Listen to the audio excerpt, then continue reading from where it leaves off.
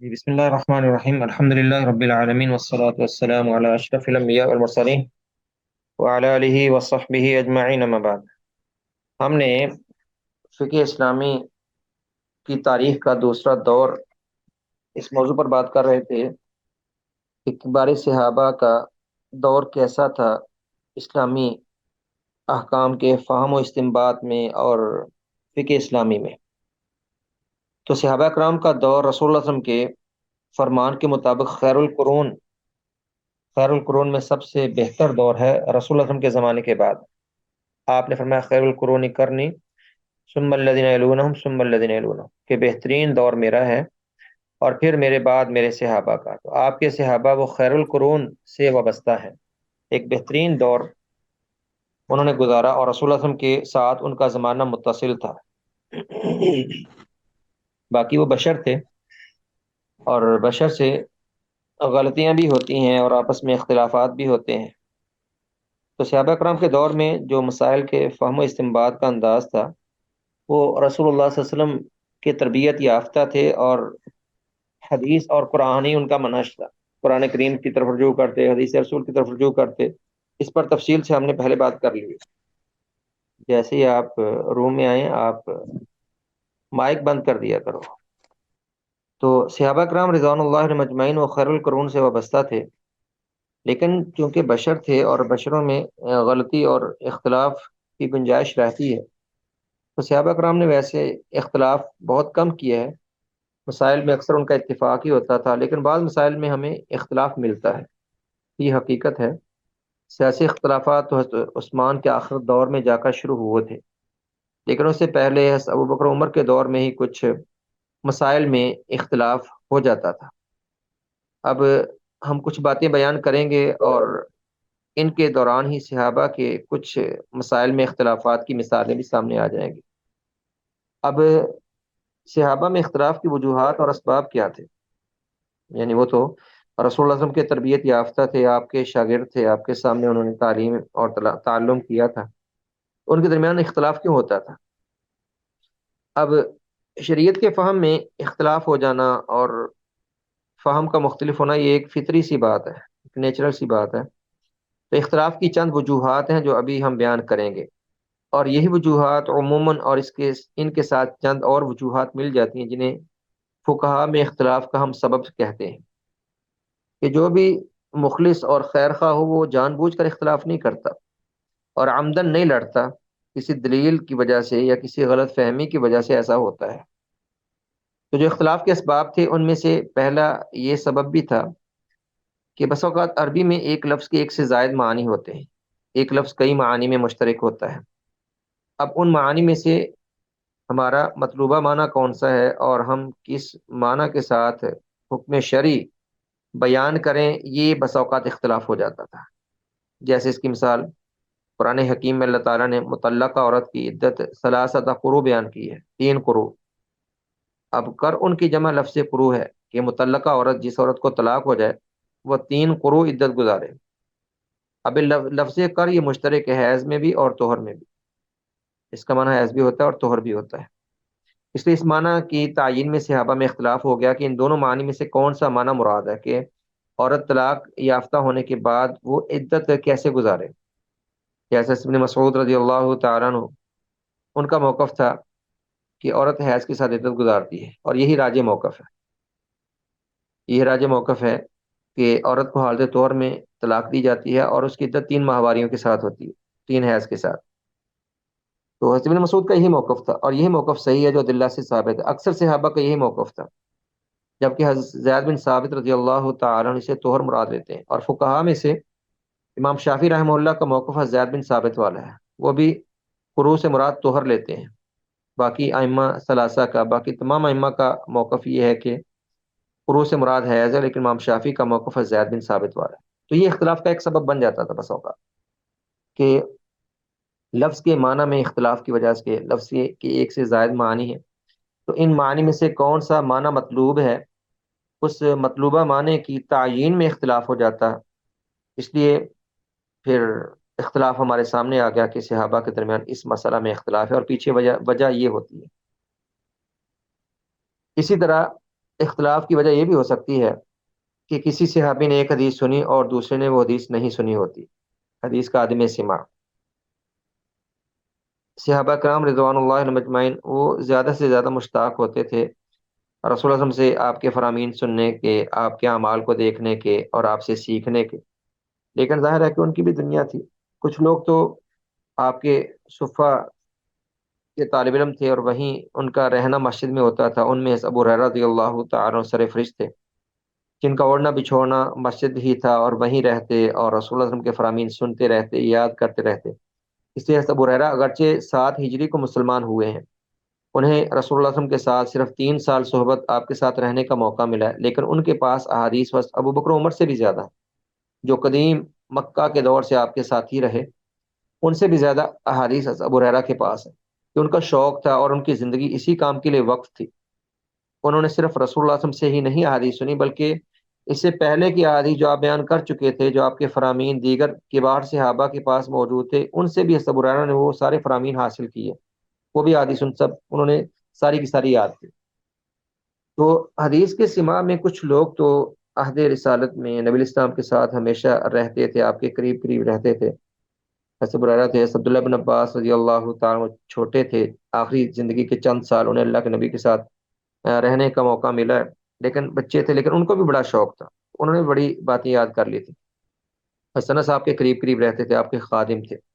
انہوں نے بھی بہت سی حدیث یاد کر لی۔ سیدہ عائشہ رضی اللہ تعالیٰ آپ کی زوجہ محترمہ اور بڑی ذہین تھی، اور ان کو بھی بہت سی اگرچہ نوعمر تھی لیکن انہوں نے بڑی حدیث یاد کر لی تھی۔ تو یہ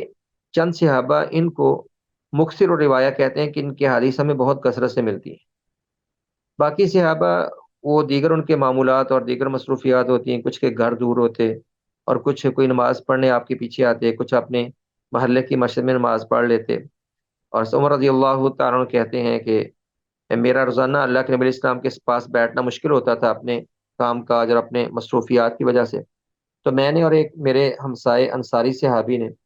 ہم نے آپس میں یہ طے کیا تھا کہ ایک دن وہ اللہ کے نبی علیہ السلام کی مجلس میں بیٹھا کرے گا اور ایک دن میں۔ تو جو بھی آپ کی مجلس میں بیٹھے گا وہ دوسرے کو وہ تمام آپ کے فرامین سنا دے گا جو اس نے سن رکھے ہوں گے۔ عمر ایسے بھی کرتے تھے۔ تو صحابہ کے ایسے ہی مسائل تھے، اس لیے ہر صحابی کے پاس ساری احادیث نہیں تھی، کسی کے پاس تھوڑی، کسی کے پاس زیادہ، اور وہ احادیث لکھنے کا زیادہ رواج نہیں تھا اس وقت، زیادہ وہ حفظ کرتے تھے۔ حضرت عبداللہ بن عمر احادیث لکھا بھی کرتے تھے، تو زیادہ ان کے حافظے میں محفوظ ہوتی، اور لکھنے کے وسائل بھی بہت محدود تھے، چمڑے پہ لکھتے یا ہڈیوں پہ لکھتے یا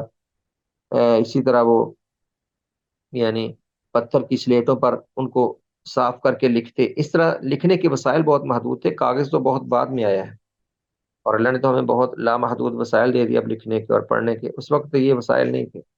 تو لکھنا ان کے لیے ویسے بہت مشکل تھا، اور اس لیے عربوں کا زیادہ دار و مدار حافظے پر تھا، اور لکھنا پڑھنا وہ جانتے بھی کم تھے، کیونکہ یہ وسائل بھی بڑے محدود تھے اور بہت کم تھے ان کے پاس۔ تو یہ صحابہ احادیث ان کو یاد ہوتی ہیں، کسی کو کچھ حدیث یاد ہیں، دوسرے کو اس کے علاوہ یاد ہے۔ اب جس کو جو حدیث یاد ہوتی ہے اس کے مطابق وہ فتویٰ دیتا، اس کے مطابق عمل کرتا، اگر اس کو دوسری حدیث کا علم نہیں ہے تو کئی دفعہ تو اپنے ساتھی سے پوچھ لیتا، کبھی عدم علم کی وجہ سے وہ اس کا عمل اور اس کا فتویٰ مختلف ہو جاتا۔ تو اس لیے بعض مسائل میں ہمیں اختلاف ملتا ہے۔ اب اگر ہم دیکھیں سیدہ عائشہ رضی اللہ تعالیٰ عنہ وہ رسول اللہ کے ساتھ گھر میں ہوتی ہیں، تو گھر کے آپ کے معمولات اور گھر کے مصروفیات کا وہ ذکر کرتی ہیں، ان کو مسجد کے مسائل کا علم نہیں ہوتا تھا کہ آپ نے باہر کیا کیا، آپ نے مسجد میں کیا کیا، یا آپ کی باہر کی زندگی کیا ہے۔ کچھ صحابہ عائشہ کو بتاتے تھے، اکثر کو ان کا علم نہیں ہوتا تھا، اس لیے وہ باہر کی زندگی سے لا علمی کا اظہار کرتی، اور صحابہ کرام وہ حدیث نہیں جانتے تھے، سیدہ عائشہ رضی اللہ تعالیٰ عنہ جانا کرتی تھی۔ اس کی ایک مثال یہاں پر ہے کہ کہتے ہیں یعنی ایک صحابی نے حدیث سن لی اور دوسرے نے نہ سنی، بلکہ اپنے اجتہاد کے ذریعے فیصلہ کر دیا، ایسا ہوتا تھا۔ اب نجی زندگی کے مسائل زیادہ سیدہ عائشہ رضی اللہ تعالیٰ عنہ کو معلوم تھے، گھریلو زندگی کے، رہن سہن کے اور غسل و طہارت کے زیادہ مسائل سیدہ عائشہ رضی اللہ تعالیٰ عنہ جانتی تھی، کیونکہ یہ امور نبی مکرم صلی اللہ علیہ وسلم گھر پہ ہی سر انجام دیتے تھے،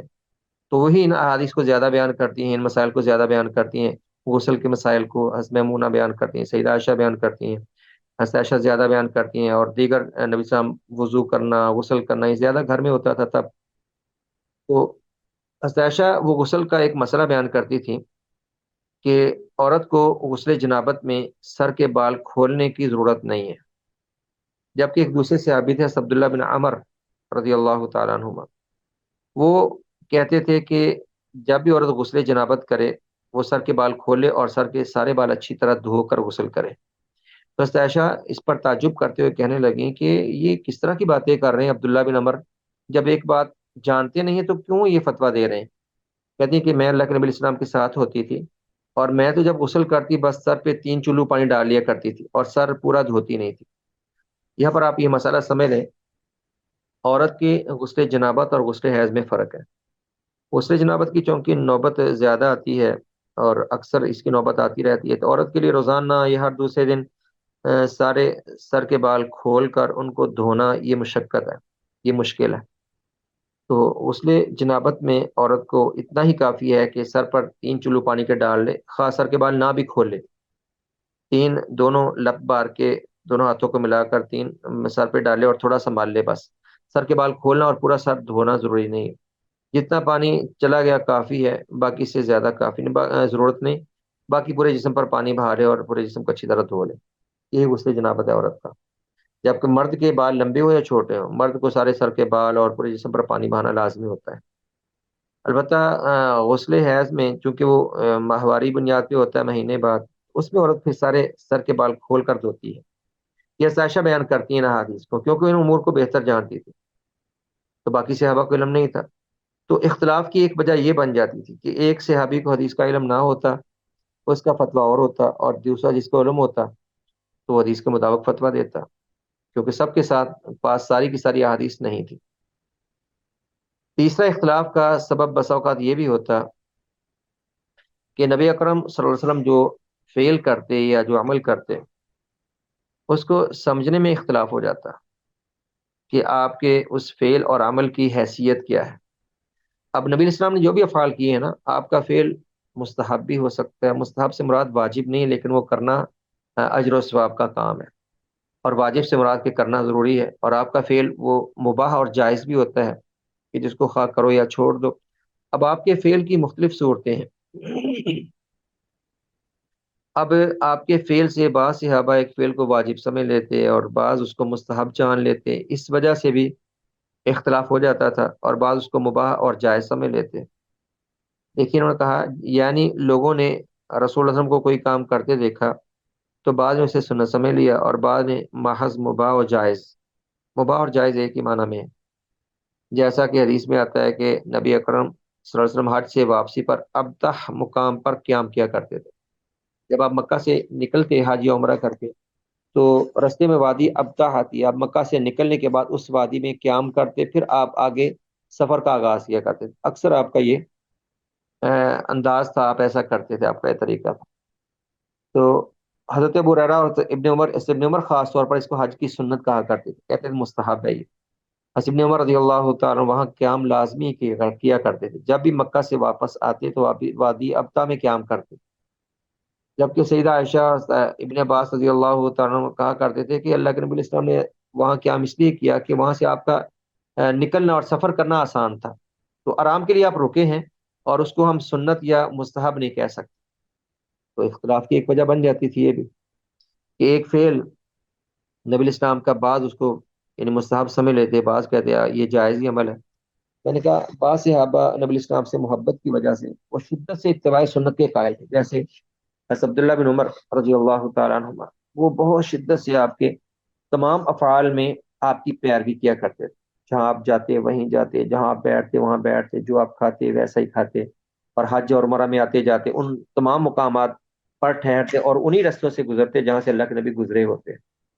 تو اگر آپ کی محبت میں کوئی بھی عمل کیا جائے جو نبی اسلام نے کیا ہو تو ظاہر ہے وہ اجر و ثواب کا حامل ہے، لیکن حکم شرعی کے طور پر ویسے ہم اس کو شریعت نہیں کہہ سکتے، کیونکہ وہ جائز عمل ہے۔ تو نبی اسلام کے فعل کی حیثیت کو سمجھنے میں بھی کچھ اختلاف ہو جاتا، اس لیے بھی صحابہ میں بعض مسائل میں اختلاف آ جاتا تھا۔ اس کے بعد انہوں نے کہا سہو نسیان۔ سہو نسیان یہ ہے کہ کئی دفعہ کوئی صحابی نبی اسلام کا فعل بیان کرنے میں بھول جاتا، یا کوئی غلطی کا ارتکاب کر جاتا، تو غلطی اور کوتاہی اور نسیان اور بھول چوک یہ زندگی کا عارضہ ہے، یہ تو کسی سے بھی ہو سکتا ہے، اور صحابہ سے بھی بھول چوک ہو جاتی تھی۔ اس کی مثال جیسے حضرت ابن عمر ایک دفعہ کہنے لگے کہ اللہ کے نبی علیہ السلام نے ماہ رجب میں عمرہ کیا، تو ساشا نے کہا کہ نہیں، ابن عمر بھول گئے ہیں، حقیقت میں آپ نے رجب میں کوئی عمرہ نہیں کیا، اور یہی بات صحیح ہے کہ آپ نے رجب میں کوئی عمرہ نہیں کیا، آپ نے 4 عمرے کیے ہیں رسول اللہ صلی اللہ علیہ وسلم نے، ایک حجۃ الوداع کے ساتھ کیا ہے، اور باقی 3 عمرے آپ کے رجب میں ہیں، یا رجب میں نہیں، سوری، وہ ذی القعدہ میں ہے۔ 3 عمرے آپ کے ذی القعدہ میں ہیں، اور ایک عمرہ آپ نے حج کے ساتھ ذی الحجہ میں کیا ہے۔ یہ 4 عمرے ہیں ٹوٹل آپ کے مدینہ آنے کے بعد۔ مکہ میں آپ نے کتنے عمر کی اس کا کوئی ذکر نہیں ملتا، مکہ کے اندر آپ جب رہتے تھے ہجرت سے پہلے، تب تو جب چاہے عمرہ کر سکتے ہیں۔ تو خیر مدینہ آنے کے بعد آپ نے 4 عمرے کیے، اور ان میں سے کوئی عمرہ بھی آپ کا رجب میں نہیں تھا، بلکہ 3 عمرے ذی القعدہ میں اور ایک ذی الحجہ میں۔ لیکن بھول کا ابن عمر ایسا بیان کرتے ہیں کہ آپ نے رجب میں عمرہ کیا،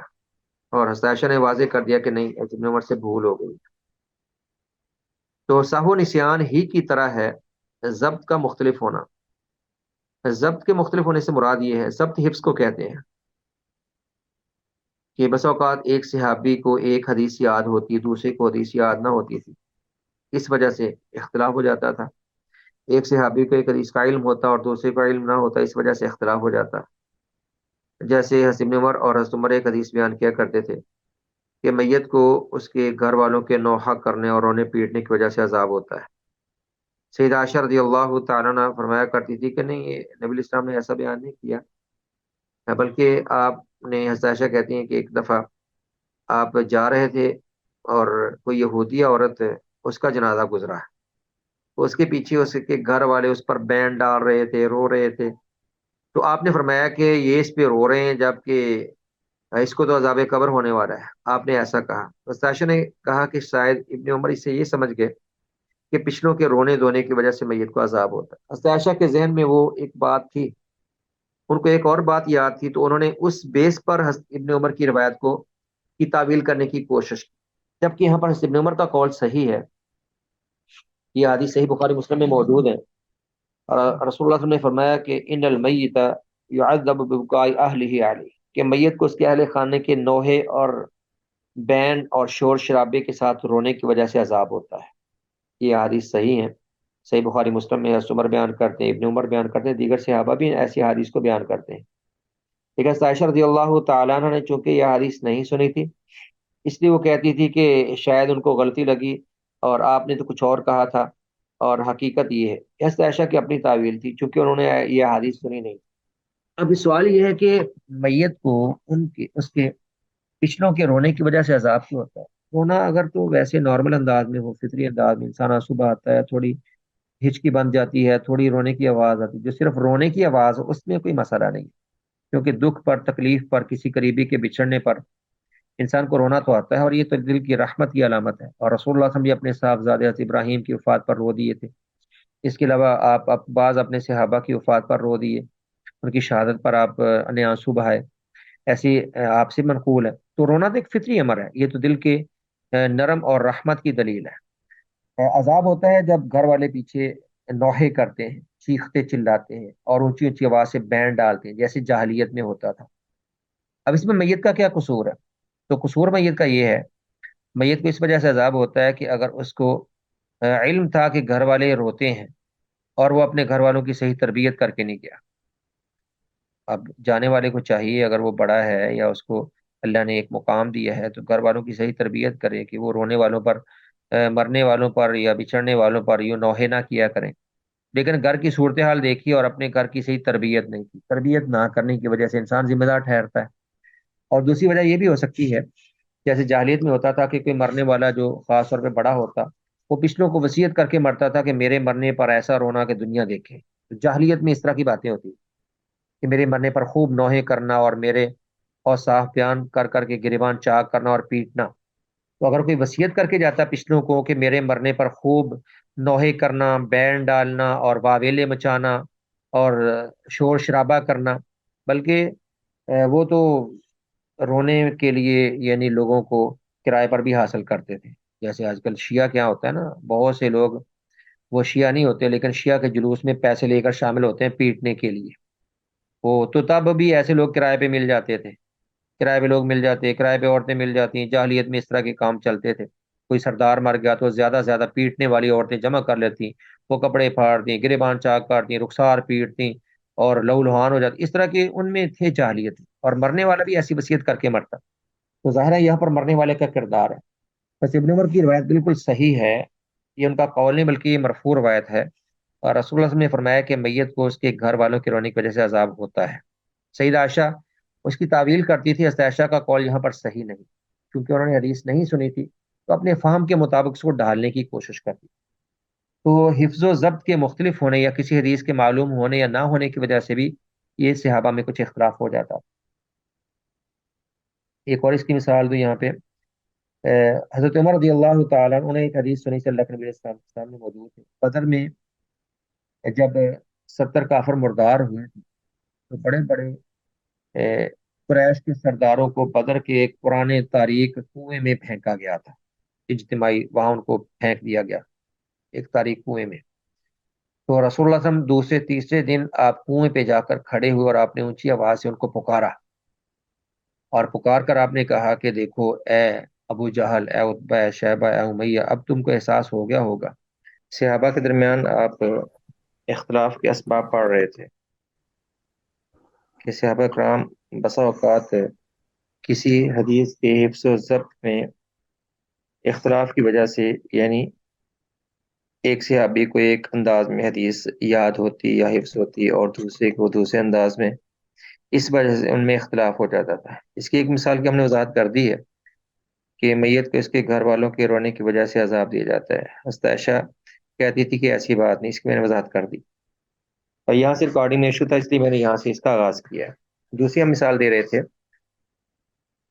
کہ جب بدر کے مقام پر رسول اللہ صلی اللہ علیہ وسلم نے ایک تاریک کنویں میں کفار قریش کی نجس لاشوں کو پھینکوایا، تو آپ نے آپ نے جنگ کے اختتام کے دوسرے تیسرے دن جا کر وہاں کچھ آپ نے خطاب کیا تھا۔ عمر رضی اللہ تعالیٰ عنہ دیگر بعض صحابہ آپ کے ساتھ تھے، آپ نے وہاں کھڑے ہو کے کہا، اے کفار قریش، اے ابو جہل، اے عتبہ، اے امیہ، اے شیبہ، آپ نے سب کے نام لے کر پکارا، فرمایا اب تمہیں احساس ہو گیا نا کہ جو میں کہتا تھا وہ سچ سچ تھا اور تم جھوٹے تھے، اور میں نے تو اللہ کا وعدہ سچا پایا، کیا تم نے اپنے رب کا وعدہ سچا پایا؟ آپ اس طرح کی باتیں کہہ رہے تھے اور ان کو آپ یعنی سختی کے الفاظ بول رہے تھے۔ تو عمر رضی اللہ تعالیٰ عنہ کہنے گیا رسول اللہ صلی اللہ علیہ وسلم، آپ ایسے لوگوں سے خطاب کر رہے ہیں جن کے اندر روحیں نہیں ہیں اور جو سن نہیں پا رہے آپ کی۔ آپ میں عمر اس وقت وہ تم سے بہتر سن رہے ہیں۔ سیدہ عائشہ رضی اللہ تعالیٰ عنہ کو جب یہ حدیث پہنچی تو کہنے لگے کہ شاید حضرت عمر کو وہم ہو گیا اس حدیث کے سننے میں، نبی علیہ السلام نے یہ فرمایا ہوگا کہ اس وقت وہ تم سے بہتر جانتے ہیں کہ وہ اللہ کے عذاب میں ہے۔ اب حضرت عائشہ رضی اللہ تعالیٰ عنہ کے سامنے آیت کی وہ اللہ تعالیٰ کی فرمان تھا، وہ آیت تھی کہ انک لا تسمع الموتى، کہ آپ مردوں کو نہیں سنا سکتے، ان اللہ یسمع من یشاء وما انت بمسمع من فی القبور، کہ آپ قبر والوں کو آپ نہیں سنا سکتے۔ یہ حقیقت ہے کہ ہم قبر والوں کو نہیں سنا سکتے، انسان فوت ہو جاتا ہے وہ اس کا معاملہ اللہ کے ذمہ ہے، اور قبر کے احوال ہم نہیں سمجھتے، بس اتنا سمجھتے جتنا شریعت نے بیان کیا، جتنا ہمیں ان کے بارے میں تھوڑا بہت شریعت نے آگاہی دی، کیونکہ سب غیب کے معاملات ہیں۔ تو سیدہ عائشہ رضی اللہ تعالیٰ عنہ انہوں نے اس آیت کی وجہ سے یہ بات کہی تھی۔ تو اللہ تعالیٰ تو جسے چاہے سنائے، تو اللہ جس حال میں چاہے سنائے، جیسے رسول اللہ صلی اللہ علیہ وسلم نے فرمایا کہ جب انسان کو میت کو دفن کر دیا جاتا ہے اور اس کے گھر والے واپس لوٹتے ہیں تو میت گھر والوں کے اور اپنے اہل خانہ یا دیگر لوٹنے والوں کے جوتوں کی آہٹ سنتی ہے۔ اب وہ تو میت ہے لیکن اللہ اس کو سناتا ہے، اللہ جسے چاہے سنائے، اور اس موقع پر بھی اللہ نے سنایا، باقی ہم نہیں سنا سکتے۔ جب انسان جا کر سلام کہتا ہے تو یہ کہنا یعنی ممکن نہیں ہے کہ وہ ہماری بات سنتے ہوں گے، ہم بس ان کے لیے سلامتی کی دعا کرتے ہیں، اور ان کا سننا وہاں پر ثابت نہیں ہے، ہمارا جانا، ان کا سمجھنا، ان کا سننا، ایسی کوئی بات نہیں۔ اس لیے یہ سیدہ عائشہ رضی اللہ تعالیٰ عنہ نے اپنے فہم کے ساتھ ایک مختلف تعویل کرتے ہوئے تھوڑا اختلاف کیا، تو ایسا بسا اوقات یہ ہو جاتا ہے اور اختلاف کی یہ وجہ بھی بن جاتی ہے۔ اس طرح صحابہ میں اختلاف کی وجہ وہ حکم کی علت میں اختلاف بھی ہو سکتا ہے، یعنی میں نے آپ کو کل یہ بات کہی تھی کہ قیاس کی بنیاد کیا ہے، کہ جس مسئلہ کا حل کتاب و سنت میں نہ ہو تو ہم اصولوں پر اس مسئلے کو پرکھتے ہیں، جیسے ہم نے مثال دی وضاحت کے ساتھ کہ شراب، اس کا حکم تو قرآن کریم میں ہے کہ وہ حرام ہے، اس لیے کہ وہ نشاور ہے، اس کی علت نشاور ہونا خود نبی علیہ السلام نے بیان کیا۔ تو بعض احکام کی علت، ان کے حرمت کی علت نبی علیہ السلام خود بیان کیا کرتے تھے، اس وجہ سے حرام ہے، اور بعض احکامات میں علت خود نبی علیہ السلام بیان نہیں کرتے تھے، بلکہ فقہا، صحابہ یا ماں بعد کے فقہا خود اس علت کا استنباط کیا کرتے تھے، اس کو حکم سے، آیت سے یا حدیث سے اس علت کو نکالا کرتے تھے کہ ایسا کس بنا پر ہوا۔ جیسے انہوں نے یہ مثال دی ہے، مثلا جنازے کے لیے کھڑے ہونا، اس کو مثال کو یہاں سے پڑھ لیتے ہیں، پھر میں آپ کو انشاءاللہ سمجھا دیتا ہوں۔ جنازے کے لیے کھڑے ہونا، بعض صحابہ کا موقف تھا کہ اس کی علت فرشتوں کی تعظیم ہے، اس لیے مومن اور کافر دونوں کے لیے کھڑا ہو جانا چاہیے، کہ نبی صاحب نے فرمایا تھا کہ فرشتے بھی میت کے ساتھ ہوتے ہیں، میں نے آپ کو عرض کیا کہ جو میت صالح اور نیک ہو اس کے ساتھ رحمت کے فرشتے ہوتے ہیں، اور جو میت صالح نہ ہو اس کے ساتھ چھوٹے کر کے فریج میں رکھ دینا، ٹھیک ہے؟ اس کا کھانا اس کو دے دو، وہ گرم کر کے، بھائی جو اسپیکر سالن ہے نا، آپ لوگ بند کرتے، ہاں وہ اچھے سے گرم کر لو، روٹی تو ہوگی نا۔ اسپیکر کیوں نہیں بند کرتے آتے آپ، کلاس ڈسٹرب ہوتی ہے جی۔ تو نبی اسلام کے سامنے ایک دفعہ یوں ہوا کہ ایک یہودی کا جنازہ گزرا، تو آپ کھڑے ہو گئے، صحابہ نے کہا جی آپ تو کھڑے ہوئے، تو آپ نے فرمایا کہ وجہ یہ ہے کہ اس کے ساتھ فرشتے بھی ہوتے ہیں، میت کے ساتھ، یعنی کافر کے ساتھ عذاب کے فرشتے ہوتے ہیں، تو میں فرشتوں کی تعظیم میں کھڑا ہوا تھا۔ تو بعض کا موقف یہ تھا کہ فرشتوں کی تعظیم میں آپ کھڑے ہوئے تھے، اس لیے مومن اور کافر دونوں کے جنازے کے گزرنے پر کھڑے ہونا چاہیے اس علت کی بنا پر۔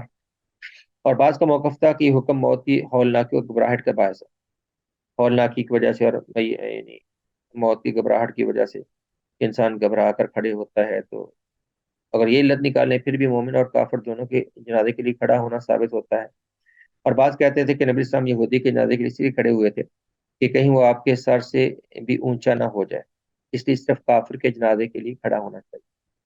تو یہ فہم کا اختلاف تھا علت کو سمجھنے کا۔ تو بہرحال یہ جو جنازے کے لیے کھڑے ہونے کا مسئلہ ہے، اگر جنازہ آ رہا ہو تو شروع میں نبی الاسلام پہلے کھڑے ہو جایا کرتے تھے۔ جناب علی رضی اللہ تعالیٰ کی کئی ایک روایات وہ فرماتے ہیں کہ بعد میں نبی الاسلام نے کھڑے ہونا چھوڑ دیا تھا۔ تو بعض صحابہ اس کو منسوخ سمجھتے تھے کہ میت اگر جنازہ آ رہا ہے تو خود کو دے کر کھڑے ہونا ضروری نہیں ہے، اور بعض کہتے تھے کھڑے ہونا یا نہ ہونا دونوں برابر۔ خیر یہ کوئی بہت اہم مسئلہ نہیں ہے، لیکن یہاں پر وضاحت کا صرف مقصد یہ ہے کہ اگر حکم شرعی سے حکم کی علت نکالنے میں صحابہ کا اختلاف ہو جاتا ہے تو ظاہر ہے کہ ان کا موقف ذرا مختلف ہو جاتا ہے۔ بات کو آگے بڑھاتے ہیں، اور بسا اوقات صحابہ میں اختلاف ہوتا تھا مختلف روایات کو جمع کرنے میں اختلاف کی وجہ سے۔ جب ایک مسئلہ میں دو کی روایات ہونا، ایک روایت میں ایک حکم اور دوسری میں دوسرا حکم ہو، اس میں ان میں حل یہ ہوتا ہے کہ دونوں کا ایسا مفہوم بنایا جائے کہ دونوں پر عمل کرنا ممکن ہو اور کسی کو چھوڑا نہ جائے۔ اس میں محدثین کے فقہا کے کئی ایک اصول ہیں، ان میں ایک اصول یہ بھی ہے کہ اگر ایک طرف رسول اللہ صلی اللہ علیہ وسلم کا فرمان ہو، آپ کا قول، اور دوسری طرف آپ کا فعل ہو، تو آپ کا قول آپ کے فعل پر مقدم ہوتا ہے، یعنی آپ نے ہمیں ایک حکم دیا ہو،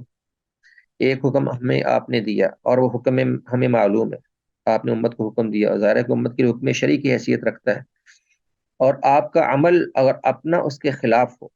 تو یہاں پر اکثر فقہاء و محدثین کا قول ہے کہ آپ کے قول کو لیا جاتا ہے جو ہمارے لیے آپ نے صادر فرمایا، آپ کا فرمان ہمارے لیے، اور آپ کا فعل، آپ کا عمل جو اس سے مختلف ہے، اس کی وجہ یہ ہو سکتی ہے کہ ہو سکتا ہے آپ کے ساتھ خاص ہو، یا غلط فہمی سے ہو گیا ہو، یا آپ نے یعنی خیال نہ کیا ہو، اس طرح کی بات ہو سکتی ہے۔ اس کی ایک مثال جیسے کئی ایک کہ نہا رسول اللہ صلی اللہ علیہ وسلم عن استقبال القبلۃ والاستدبار عند الغائط والبول، اس طرح کے الفاظ سے یہ روایت موجود ہے۔ اذا اتیتم الغائط فلا تستقبلوا القبلۃ ولا تستدبروها، فرمایا جب قضاء حاجت کرو تو قبلہ کی طرف منہ یا پشت نہ کیا کرو، اس سے منع کیا گیا مطلق طور پر یہ حدیث ہے۔ اور اس حدیث میں یہ کوئی تخصیص نہیں ہے کہ صرف عمارت کے اور واش روم کے اندر یا صحرا میں، تو یہ مطلق ہے، ہر حال میں یہ حکم ہے۔ ایک طرف یہ حدیث ہے، اور دوسری طرف ایک دفعہ یوں ہوا حضرت عبداللہ بن عمر رضی اللہ عنہ بیان فرماتے ہیں کہ ایک دفعہ میں اپنی بہن سیدہ ام حفصہ رضی اللہ تعالیٰ عنہ جو ام المؤمنین ہے، نبی الاسلام اس گھر میں تھے، تو میں گھر کی چھت پہ گیا تو وہاں پر کچھ قضاء حاجت کے لیے جگہ بنی تھی، لیکن ظاہر ہے کہ اس وقت اتنی سہولیات نہیں تھی کہ پوری دیواریں اور پوری چھت بنتی، تو تھوڑی مطلب رکاوٹ تھی، لیکن نبی الاسلام کا محسوس ہو گیا آپ کے سر وغیرہ سے کہ آپ کی پشت بیت اللہ کی طرف ہے اور آپ کا رخ وہ بیت المقدس کی طرف، کیوں آپ بیٹھے؟ تو وہاں سے ابن عمر نے جب اس بات کو محسوس کیا تو بعد میں انہوں نے اس کو بیان بھی کیا، اور ان کا موقف یہ تھا، انہوں نے اس حدیث سے یہ سمجھا آپ کے عمل سے کہ جب آپ گھروں میں ہوں، جب آپ عمارت میں ہوں، چار دیواری میں ہوں، تو پھر جیسے مرضی بیٹھتے ہیں، اور جب کھلے میں جائیں صحرا میں، کیونکہ اس وقت صحرا میں دیہاتوں اب بھی دیہاتوں میں کہیں کہیں ایسا ہے لیکن بہت کم، تو زمانہ قدیم میں تو لوگ صحراؤں میں اور کھیتوں میں اکثر جاتے تھے اس عمل کے لیے، تو حضرت ابن عمر نے یہ سمجھا، جبکہ ابو ایوب انصاری کا موقف تھا کہ نہیں، ہمیں ہر حال میں،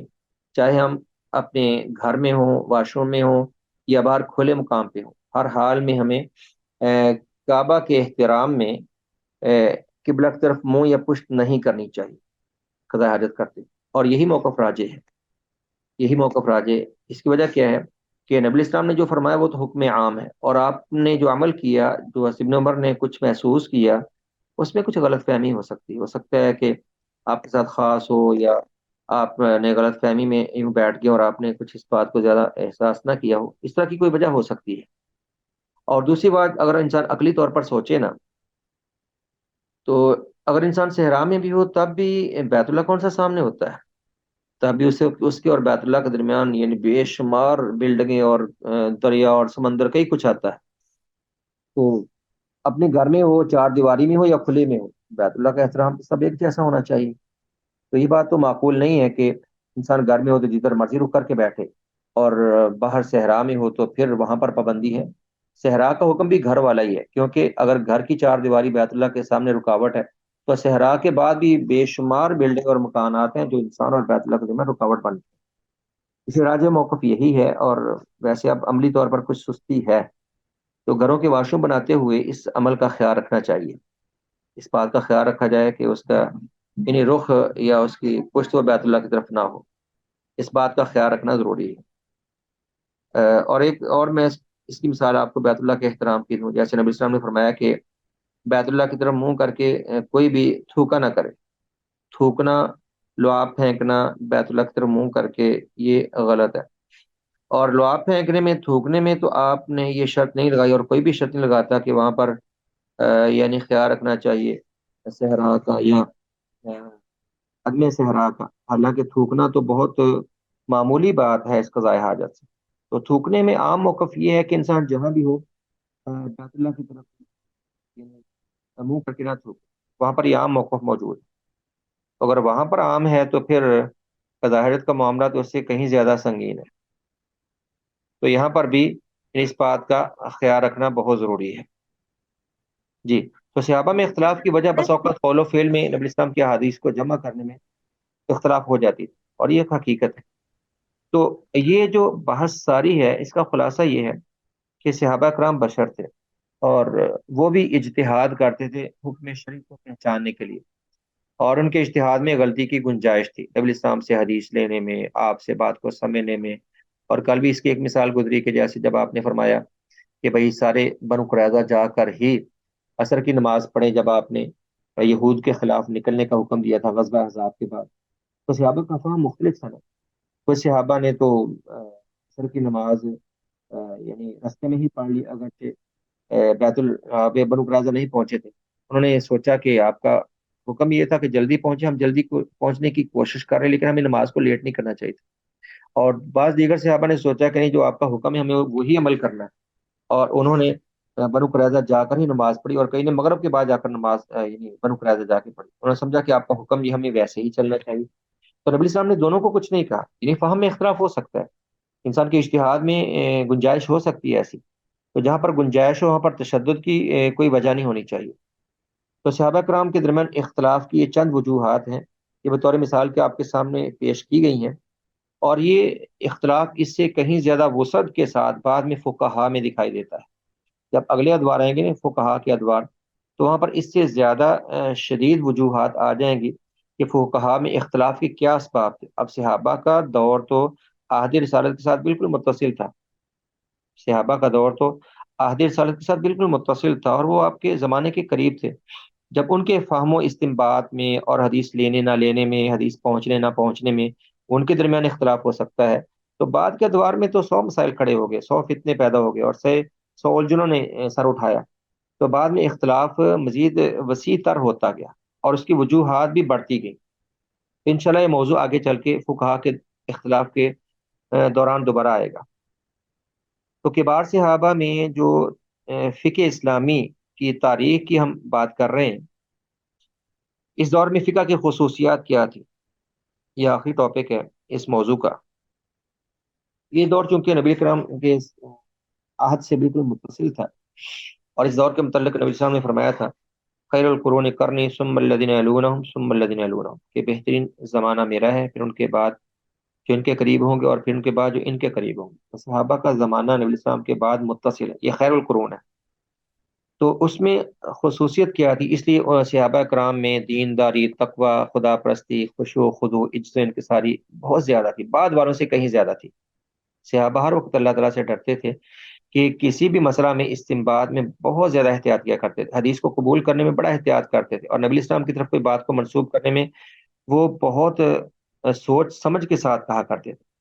اور فتویٰ دینے میں بہت احتیاط کرتے تھے، اور انہیں آپ کا وہ فرمان بھی ہر لمحہ یاد رہتا تھا، من کذب علی متعمدا فلیتبوأ مقعدہ من النار، جس شخص نے جان بوجھ کر کوئی جھوٹی بات میری طرف منسوب کی، وہ اپنا ٹھکانہ آگ بنا لے۔ اور اگرچہ ان میں اختلاف ہوتا، لیکن وہ ایک دوسرے کا بے حد احترام کرتے، جیسے قرآن نے بھی اس بات کی تصدیق کی ہے، رحماء بینہم، صحابہ آپس میں نہایت رحم دل ہیں۔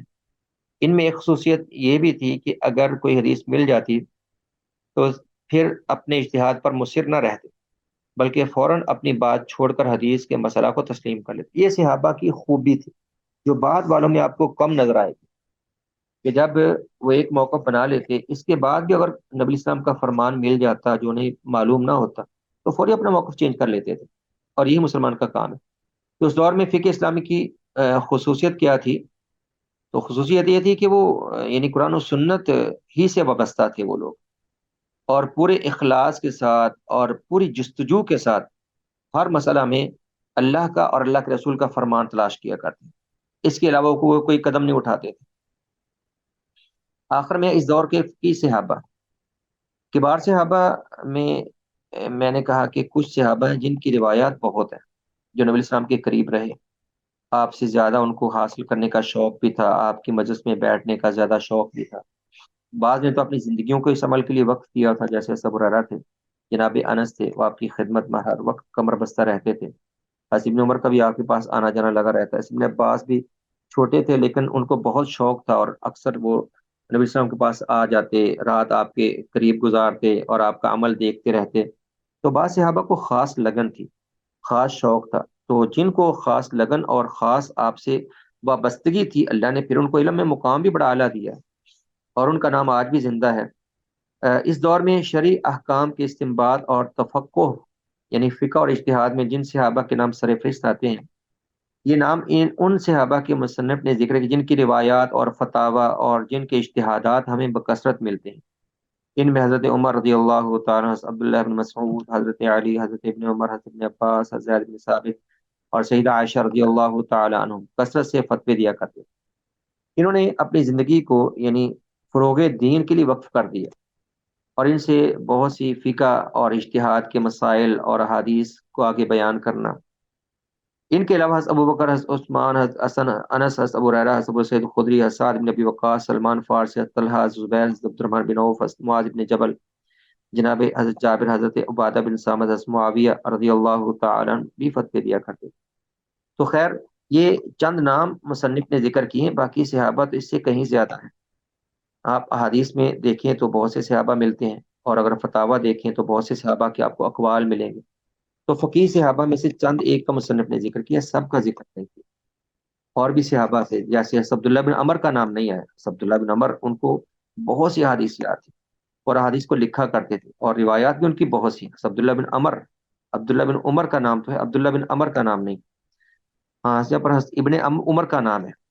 ابن عمر کا نام ہے، اور دوسرے تھے عبداللہ بن عمر، تو وہ بھی ان کا نام ہے، عبداللہ بن زبیر بھی ہیں، ان کے بھی بڑے فتاوی منقول ہیں اور ان کی بھی روایات ہیں، اور حضرت عبداللہ بن عباس کا نام ہے یہاں پر، تو یہ اور دیگر صحابہ جنہوں نے اقامت دین کے لیے اپنی زندگیوں کو وقف کر دیا اور رسول اللہ صلی اللہ علیہ وسلم کے فرمان کے مطابق اس دین کے علم کو لہرایا، یہ صحابہ کرام واقعتاً امت کے سر کا تاج ہیں، اور ہمارے لیے ان کے احسانات ہم پر بے شمار ہیں۔ تو یہ فقہ اسلامی کا دوسرا دور تھا، اکابر صحابہ کا دور، جس پر مختلف نوعیتوں سے ہم نے الحمدللہ بحث مکمل کر لی ہے۔ تو آج کے لیے اتنا کافی انشاءاللہ۔